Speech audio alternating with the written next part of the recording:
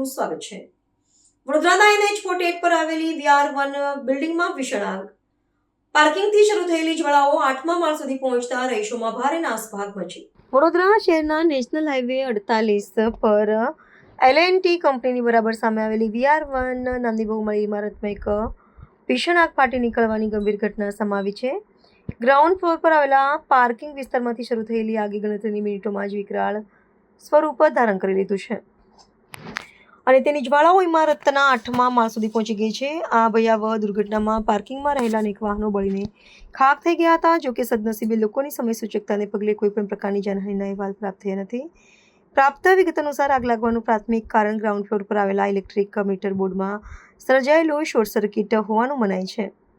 Metre બોર્ડમાંથી ઉઠેલા તણખાઓએ પાર્કિંગમાં park કરેલા વાહનોને પોતાની લપેટમાં લેતા ટાયર અને ઓઇલના કારણે આગ વધુ પ્રચંડ બની હતી।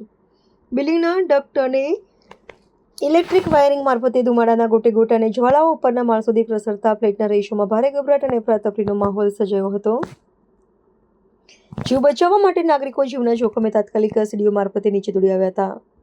આ ઘટનાની જાણ થતાં જ પાણીગેટ ફાયર સ્ટેશનનો કાફલો તાબડતોડ ઘટના સ્થળે પહોંચી ગયો હતો। ફાયર બ્રિગેડના જવાનોએ સતત પાણીનો મારો ચલાવીને ભારે જહેમત બાદ આગ પર કાબૂ મેળવ્યો હતો અને ત્યારબાદ કુલિંગની પ્રક્રિયા હાથ ધરી હતી। ફાયર વિભાગના સમયસર હસ્તક્ષેપને પગલે આગ અન્ય બ્લોક્સમાં ફેલાતી અટકી હતી, જેનાથી એક બહુ મોટી હોનારત ટળી શકી છે। હાલમાં સંબંધિત તંત્ર દ્વારા બિલ્ડિંગના બાહ્ય વિસ્તારને થયેલા નુકસાનનો તાગ મેળવવાની સાથે આગ લાગવાના સચોટ કારણો અંગે સઘન તપાસ શરૂ કરવામાં આવી છે।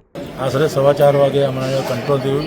ફાયર કોલ મળતા Panigate fire station staff, VRC fire station staff અને ગાજોડી ફાયર સ્ટેશન સ્ટાફ ત્રણેય ફાયર સ્ટેશન સ્ટાફ મળીને ઘટના સ્થળે આગ બહુ પ્રચંડ હતી। ઇલેક્ટ્રિક શોર્ટ સર્કિટ નીચે મીટર બોક્સમાંથી આગ જે ચાલુ થઈ હતી, આખા બિલ્ડિંગની 8 માળની બિલ્ડિંગ જે હતી એમાં પેનલ બોર્ડ જે આવે છે, પેનલ બોર્ડમાં અંડરગ્રાઉન્ડથી માંડીને ટોપ 8મા માળ સુધીની આગ ફેલાઈ હતી અને એમાં નીચે જે ગાડીઓ પાર્કિંગ કરેલી હતી એમાં આશરે 18 થી 17 ગાડીઓ સળગી ખાક થઈ હતી। બીજી કોઈ જાનહાનિ નુકસાન નથી।